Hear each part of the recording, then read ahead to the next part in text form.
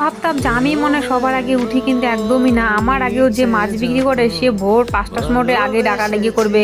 তো ওদের ডাক শুনেই আমার ঘুম ভাঙলো, আর ঘুম ভেঙে দেখছি যে মাছ নিয়ে এসছে বিক্রি করতে। তো তার জন্য আমিও ঝটপট করে একটু মাছ নিয়ে নিলাম, চান্দা মাছ। তো চান্দা মাছটা এবার আমি কুটে নিব, তারপরে হচ্ছে রান্না বসাবো ঝটপট করে। তো এখন দেখো মাছটা কুটতে কুটতে ভেবে নিলাম কি যে তাহলে এক কাজ করি, আমি করলাটাও ভেজে নিই। তো মাছও এদিকে ভাজা হবে, এদিকে আমার করলাটাও ভাজা হবে। আর যত স্লো মোশনে ভাজবো তত আমার ভাজাটা মচমচে হবে। তো তার জন্য সাথে ভাবলাম একটু আলুও দিয়ে দিই, আলুও অ্যাড করে দিলাম। তো এবার এই দুটো মানে একদম স্লো গ্যাসে ভাজা হবে ধীরে ধীরে। আর এদিকে আমি মাছ কেটে নিব, সবজি কেটে নিব, কারণ হচ্ছে যেহেতু আমি একা রান্না করছি, একা সব কিছু করতে হচ্ছে, একটু তো পরিশ্রম হয়েই যাচ্ছে। তো দেখো বক বক করতে করতে আমারও মাছ কাটা হয়ে গেল। এখানে আছে 100 গ্রাম মাছ, আর 100 গ্রাম মাছের দাম হচ্ছে 40 টাকা। তো দামটাও তোমাদেরকে বললাম। আর এখানে দেখো মাছটা এত সুন্দর তেল তেল। তো তারপরে মাছটা কাটার পরে এবার আমি মাছটা ভালো করে ধুয়ে নিব, কারণ হচ্ছে মাছটা ধুয়ে নেওয়ার পরে এবার হচ্ছে আমি হলুদ লবণ দিয়ে মাখিয়ে রাখবো, কারণ রান্না করি না, সাথে সাথে একটু মাখিয়ে রাখি।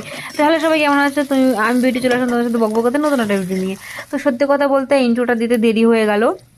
তো এবার আমি হলুদ লবণ সব কিছু মাখিয়ে রেখে দেবো, তোমাদেরকে তো আগেই বললাম। তো তোমরা কে কে চান্দা মাছ খেতে ভালোবাসো অবশ্যই কিন্তু কমেন্টে জানিও। তো মাছটা আমি ম্যারিনেট করে রেখে দেওয়ার পরে এবার আমি সবজি বানিয়ে নেব। সবজিটার মধ্যে দিব আমি বেগুন, করলা, আলু, আর হচ্ছে ডাঁটা আর পেঁয়াজ। পেঁয়াজটা আমি কিছুটা আগে দেবো, কিছুটা পরে দেবো। তো এখানে দেখো আমি তেলে কাঁচা কাঁচা লঙ্কা, কাঁচা পেঁয়াজ আর কাঁচা জিরে আমি ফোড়ন দিয়ে ভালো করে ভেজে নিয়ে এবার আমি দিয়ে দিলাম সবজিটা। সবজিটা সত্যি কথা বলতে সব ম্যাচিং ম্যাচিং করে কেটেছি, ঝুড়ি ঝুড়ি করে সবজি, ডাঁটা, তারপর হচ্ছে করলা, সব কিছু ম্যাচ ম্যাচ করে কেটেছি। আর এখানে হচ্ছে পেঁয়াজ। এই সবজি বানানোটা কিন্তু আমি মার কাছ থেকে শিখেছি। আমার মা মাছ হিসেবে সবজি কিন্তু বানায়, যেরকম মাছ সেরকম সবজি। তো তারপরে দেখো কত সুন্দর ঢেকে দেওয়ার পরে আমি কিন্তু একটুকু জল দিইনি, এভাবেই কিন্তু আমি তেল দিয়ে শুধু সবজিটাকে কষাচ্ছি। আর এত সুন্দর গ্রেভি গ্রেভি ভাব হয়ে গেছে, বেগুনটা সেই সুন্দরভাবে মজে গেছে। আর এই তরকারিটা আমার তো সবথেকে বেশি ভালো লাগে মুড়ি দিয়ে। আমার মুড়ি খেতে ভালো লাগে, তাই আমি বললাম। ভাত দিয়েও ভালো লাগে, যার যেটা খেয়ে অভ্যাস। তো তারপরে আমি এখানে দিয়ে দিলাম ঝোল। ঝোল দেওয়ার পরে আমি বেশি ঝোল দিব না। সবাই বলে আমি ঝোল বেশি খাই, কিন্তু সব তরকারিতে খাই না, আমি একটু ঝোল খেতে বেশি ভালোবাসি। তো তার জন্য এটা যেহেতু অত বাটা মশলা আমি অ্যাড করব না, তার জন্য। তো এখানে আমি এবার দিয়ে দিলাম ধনে গুঁড়া, জিরা গুঁড়া আগেই দিয়েছি, আবার নামানোর শেষে একটু ভাজা জিরা গুঁড়া দেবো।